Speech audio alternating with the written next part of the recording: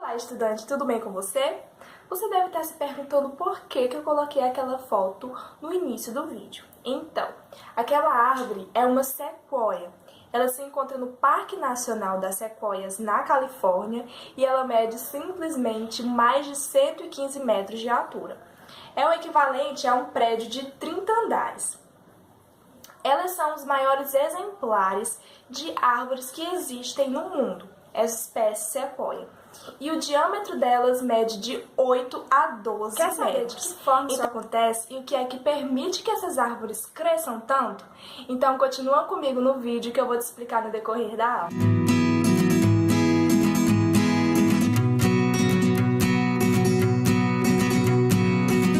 Então, meus amores, vamos dar início ao nosso estudo da botânica, o ramo da biologia que se dedica a estudar o reino vegetal. Então, olha só as duas primeiras características que eu coloquei aqui sobre as plantas, que elas são eucarióticas e multicelulares. Para você que ainda não sabe a diferença entre eucariótico e procariótico, é bem simples. Aqui nós temos uma célula procariótica, representada por uma bactéria. Aqui, pessoal, é uma bactéria só e ela só tem uma célula, porque as bactérias elas são unicelulares. E aqui eu tenho uma célula eucariótica, que é também a nossa célula animal ou vegetal, enfim, de outros reinos, tá? Que possuem também esse mesmo tipo de célula. O único reino que vai possuir células procarióticas é o reino das bactérias, certo? O reino Monera, que é formado pelas bactérias e pelas arqueias. A principal diferença entre eles é que aqui na célula procariótica, tá vendo isso azul, essas, como é que eu posso dizer, essas cobrinhas? Ela é, na verdade, o material genético da bactéria, desse ser vivo. E ele está solto aqui, certo? Não tem nada prendendo e nem separando ele do resto da célula. Já que na célula eucariótica, o material genético ele vai estar dentro desse núcleo. Ele vai ter um envoltório, uma membrana que vai separar ele do resto da célula. Então, essa é a principal característica que difere esses dois tipos de célula. Uma não vai possuir carioteca, que é a membrana que vai envolver o DNA, e a outra vai o DNA ou RNA, tá? É o material genético desses seres. E a outra, ela vai possuir essa carioteca, que vai envolver esse material genético dentro de um núcleo.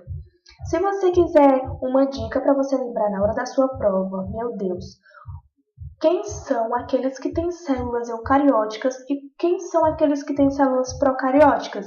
É só você olhar para o nome da célula eucariótica. Lembra? Você que está fazendo a sua prova, possui células eucarióticas. Então, se você possui, todos os demais reinos também vão possuir, exceto o reino Monera, que é o das bactérias e arqueias, tá? Então é só você lembrar dessa dica. Eu possuo célula eucariótica.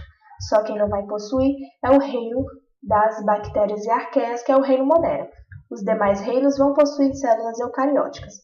E, continuando então, o reino planta, além de ter células eucarióticas, as plantas serem eucarióticas, o corpo desses vegetais é multicelular, então é formado por mais de uma célula, tá? Aqui eu coloquei, pessoal, uma célula animal e uma célula vegetal para vocês verem a diferença entre elas. A principal diferença é que aqui na célula vegetal eu vou ter uma parede celular que vai envolver essa célula. Se você não sabe, toda célula ela vai possuir uma membrana nuclear, uma membrana que vai envolver toda a célula para protegê-la do meio externo.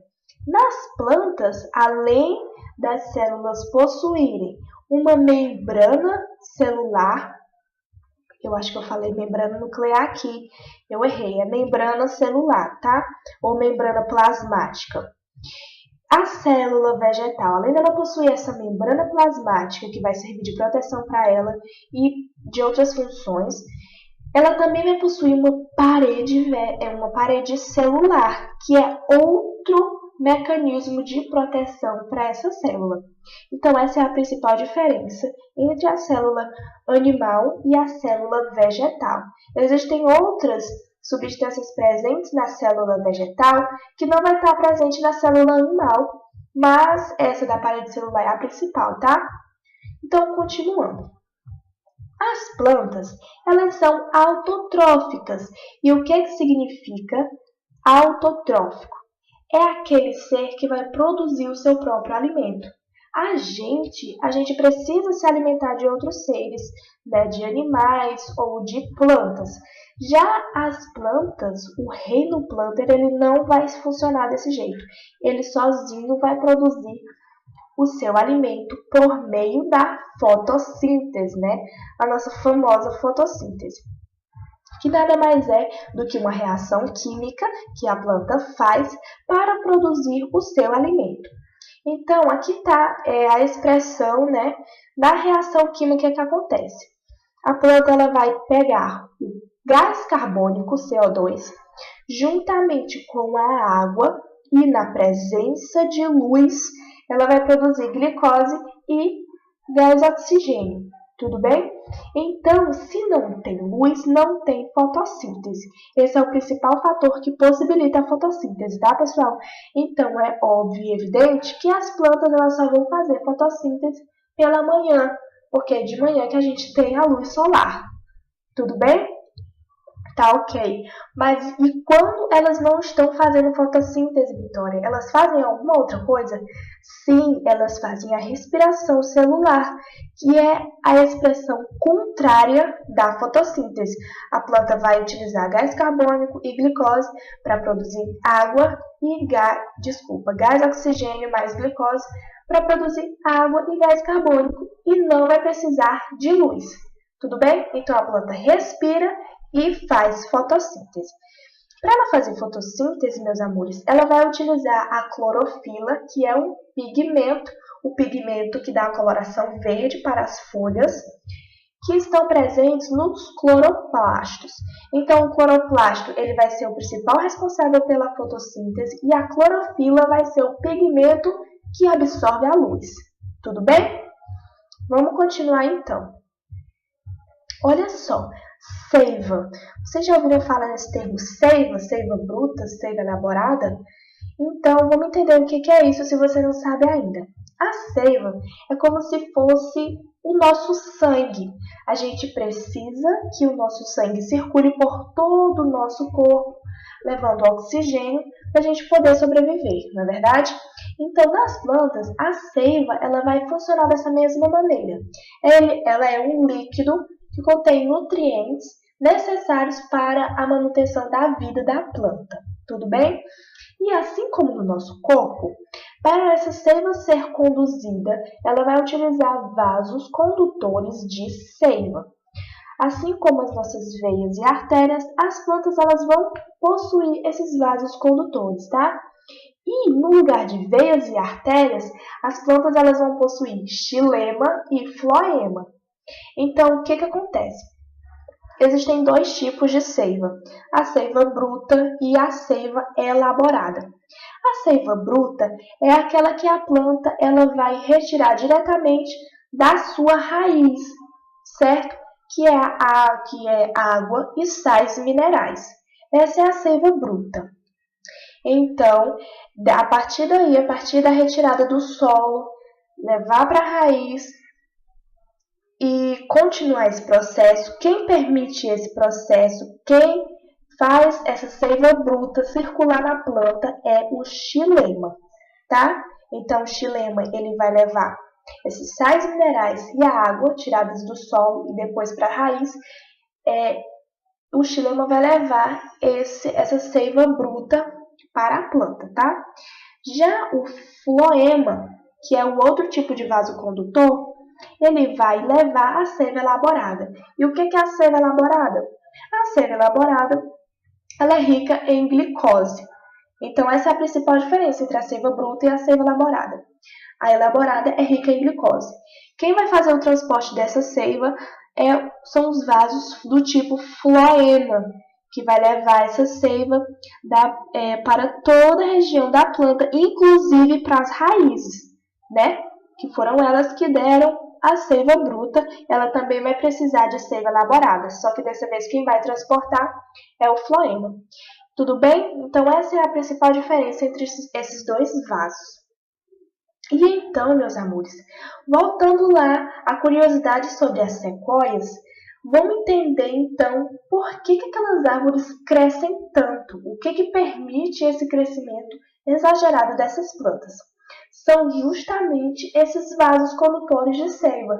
A gente vai ver em outras aulas que existem 4 tipos de plantas, né? 4 grupos. As briófitas, as pteridófitas, gimnospermas e angiospermas. As briófitas, que é o grupo mais primitivo, elas não vão ter vasos condutores de seiva. Então, as briófitas elas são plantinhas minúsculas, muito pequenas, justamente porque não tem vasos para distribuir essa seiva para a planta, tá? Então, é isso que acontece lá nas sequoias. Elas são muito grandes porque elas têm poderosos vasos condutores de seiva que fazem com que essa seiva circule por todo o corpo da planta e leve esses nutrientes, tá? Para que as células dessas plantas possam sobreviver. Tudo bem? E aí, para finalizar o nosso estudo, vamos resolver aqui uma questão da FUVEST para a gente fechar com chave de ouro, tá? Olha só. O xilema ou lenho é responsável. Lenho é um outro nome dado ao xilema, tá?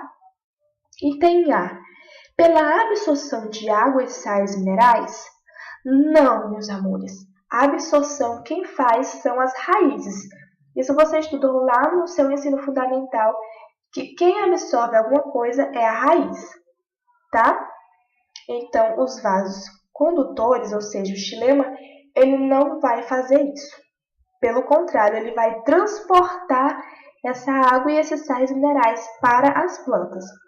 Item B. É responsável pela condução de substâncias orgânicas liberadas pelo órgão de reserva? Não! A gente viu que o xilema ele vai retirar essa seiva bruta das raízes, tá? Então, ele não vai pegar nada que está reservado, que a planta não está utilizando. Pelo contrário, ele vai distribuir essa seiva para poder fazer esse transporte para toda a planta e manter ela viva. Item C. Pelo transporte e pela distribuição de água e nutrientes minerais? Corretíssimo. Os vasos xilema vão transportar essa seiva que contém água e nutrientes minerais, certo? Então, o item correto é o nosso item C.